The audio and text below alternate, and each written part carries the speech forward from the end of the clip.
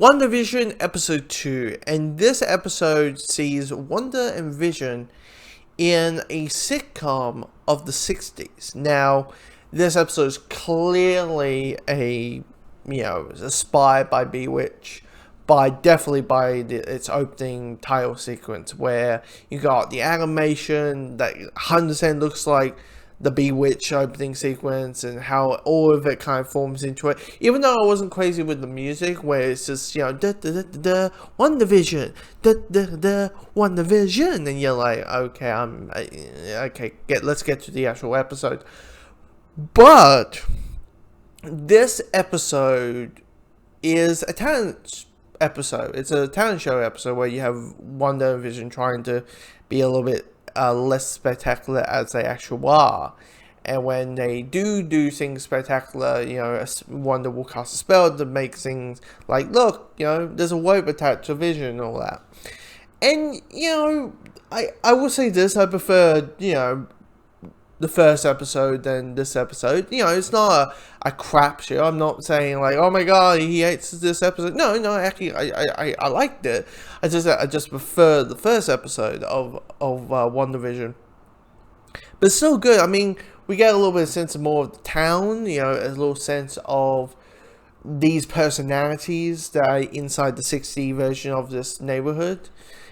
Which is, your typical, Wanda's with all the wives, and of course there's one bitchy one, and then you have Vision being with his mates from work, and they're like, oh hey Vision, great, this is more like a men's only club, okay, members only club, fine, you join in and all that kind of stuff,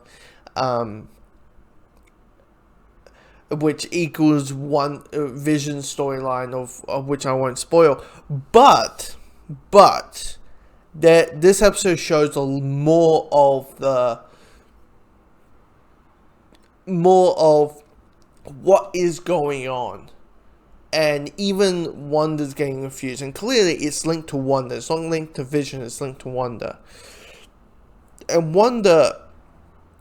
She hears a voice that says, Wanda, who's doing this to you? What's happening? Wanda. And my guess is a Sword, who's being, Sword is kind of like a shield, like a Hydra type situation.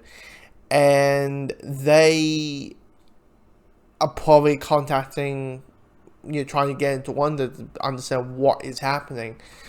Which kind of links to a theory that people have been kind of speculating, and definitely at the ending of it, the speculation of Wanda's doing this.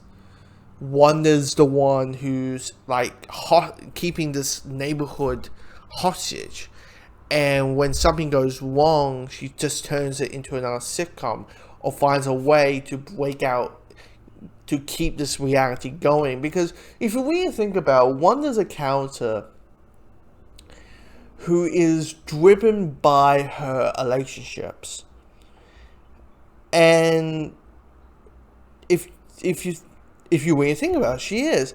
And if you list it down, she has no one to turn to. Quicksilver, her brother, is dead.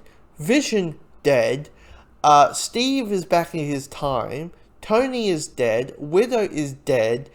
The only one available is Clint. But he's with his family and probably just wanted to deal with her crap all the time. And probably you don't understand me and that point, that whole thing. And it's kind of, I have a feeling it's going to show it. And I think this episode gives more hints, more speculation.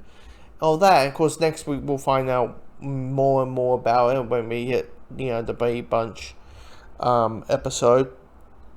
But I like this episode. It's an episode there's nothing really much to complain about. It's just like, hey, I just prefer the first episode more than the second episode. That's all.